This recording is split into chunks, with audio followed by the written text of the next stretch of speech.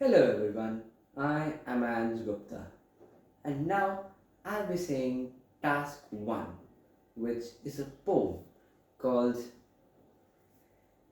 Daffodils by William Wordsworth. I wandered lonely as a cloud that floats on high over vales and hills, when all at once I saw a crowd, a host of golden daffodils. Beside the lake, beneath the trees, fluttering and dancing in the breeze. Continues as the stars that shine and twinkle on the Milky Way. They stretched in never ending line along the margin of a bay.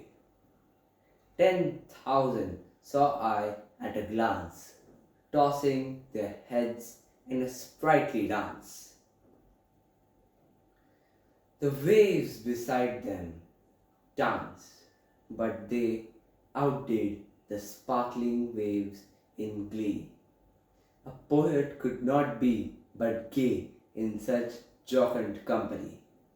I gazed and gazed, but little thought what wealth the show to me had brought. For oft when on my couch I lie, in vacant or in pensive mood, they flash upon that inward eye, which is the bliss of solitude. And then my heart with pleasure fills and dances with daffodils. Now I will be moving on to task 2, which is a monologue from the extract of The Wizard of Oz, written by L. Frank Baum. My life has been so short that I really know nothing whatever.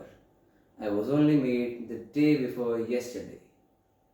Luckily, when the farmer made my head, one of the first things he did was to paint my ears so that I heard what was going on.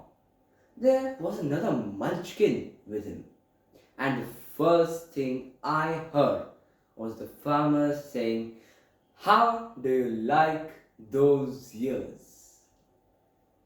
"They aren't straight," said the other munchkin.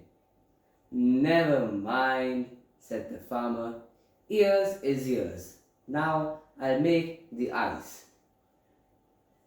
So he painted my eyes, and as soon as it was finished, I found myself looking at him and at everything around me with a great deal of curiosity, for this was my first glimpse of the world, and what a beautiful place it is.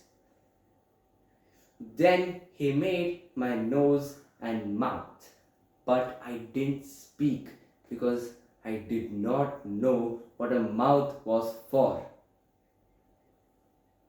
I had the fun of watching them make my body, and when they fastened my head, at last I felt proud, for I thought I was just as good a creature as anyone.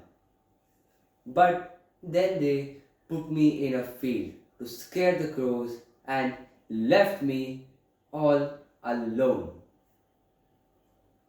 Many crows and other birds flew into the cornfield, and as soon as they saw me, flew away again. I felt very important, if a little lonely. Then this old crow came. He didn't seem scared at all. He perched on my shoulder and said, That farmer's a fool trying to fool me with a poor thing like you. Then he hopped down at my feet and ate all the corn. And his friends came to eat the corn too. I felt sad because it showed I wasn't such a good scarecrow after all. But the old crow comforted me and said, if you had brains in your head, you'd be as good a creature as any of them. For brains is what counts, whether you're a crow or a man. And that's why I'd like to go to the Emerald City, so the Great Oz will give me some brains. Now I move on to the third task, which is the first inaugural speech by Franklin D. Roosevelt. So, first of all, let me assert my firm belief that the only thing we have to fear is fear itself. Nameless, unreasoning, unjustified terror, which paralyzes needed efforts to convert retreat into advance. In every dark hour of our national life, a leadership of vigor and frankness has met with that understanding and support of the people themselves, which is essential to victory. And I am convinced that you will again give that support to leadership in these critical days. More important, a host of unemployed citizens face the grim problem of existence and an equally great toil with little return. Only a foolish optimist can deny the dark realities of the moment. Our greatest primary task is to put people to work. This is no unsolvable problem if we face it wisely and courageously. Now, there are many ways in which it can be helped, but it can never be helped merely by talking about it. We must act and act quickly. I am prepared under my constitutional duty to recommend the measures that a stricken nation in the midst of a stricken world may require. These measures or such other measures the Congress may build out of its experience and wisdom. I shall seek within my constitutional authority to bring to speedy adoption. But in the event shall the Congress fail to take one of these two courses, and in the event that the national emergency is still loose, I shall not evade the clear course of duty that will then confront me. I shall ask the Congress for the one remaining instrument to meet the crisis, broad executive power to wage a war against the emergency as great as the power that would have been given to me if we were in fact invaded by a foreign foe. Now I move on to the fourth task, which is expressive reading on Lark Rise by Flora Thompson.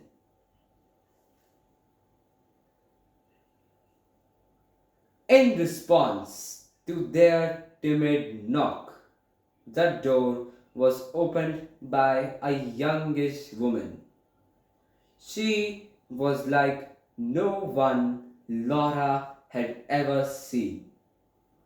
Very slight. She would have been called scraggy in the hamlet, with a dead white face, dark arched brows, and black hair brushed straight back from her forehead. And with all this black and whiteness set off by a little scarlet jacket that, when Laura described it to her mother later, was identified as a Garibaldi. She seemed glad to see the children, though she looked doubtful when she heard their errand and saw Martha's sighs. "So, you want a place?" she asked as she conducted them into a kitchen as large as a church, and not unlike one with its stone paved floor and central pillar. Yes, she wanted a maid, and she thought Martha might do. How old was she? 12? And what could she do? Anything she was told? Well, that was right. It was not a hard place, for although there were 16 rooms, only 3 or 4 of them were in use. Could she get up at 6 without being caught? There would be the kitchen range to light and the flues to be swept once a week, and the dining room to be swept and dusted, and the fire lit before breakfast. She herself would be down in time to cook breakfast. No cooking was required beyond preparing vegetables. After breakfast, Martha would help her with the beds, turning out the rooms, paring the potatoes, and so on. And after dinner, there was plenty to do: washing up, cleaning knives and boots, and polishing silver. And so she went on mapping out Martha's day until at 9 o'clock she would be free to go to bed, after placing hot water in her mistress's bedroom. Now I will be moving on to the fifth task, which is reflection. Section 1. Question 1. How did the setting of one of your pieces influence your interpretation? In the poem Daffodil, the setting is a lush field with a lake surrounded by trees and golden daffodils swaying along with the breeze. In this, it is a very calm and joyful sensation when the poet remembers this, even though he is alone at home. Next question. Section 2. Question 2. Describe the context or themes of your pieces. How do they contrast? In my opinion, in the poem Daffodils, written by William Wordsworth, it describes the beauty of nature and this calm and joyful sensation that the poet that turns the poet's loneliness into happiness. And the monologue expresses the life story of a scarecrow who wants a brain but struggles. All in all, the poem Daffodils expresses the happiness in the beauty of nature, while the monologue, The Wizard of Oz, expresses the focus that a journey of fulfillment and personal growth requires. Moving on to the next question. Section 3, question number 5. How did you vary your movement to illustrate key moments or dramatic developments in your pieces?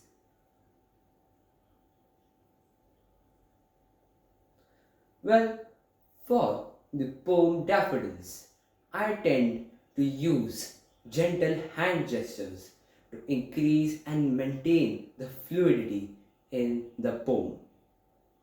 While for the monologue, I tend to use timid hand gestures in order to keep the character's cautiousness live. While for the first inaugural speech by Franklin D. Roosevelt, I keep formal actions. Moving on to the next question. Section 3, question number 6. How did you vary your vocal delivery to illustrate key moments or dramatic developments in your pieces? I varied my voice by using different tones and pitches. In The Wizard of Oz, I used a very lively tone to keep an interesting storytelling, such as for the crow, I used the voice of a crow's coin, and for the speech of Franklin D. Roosevelt, I used a very professional and formal tone with a slow pace in order to maintain a leadership quality. Thank you and have a nice day.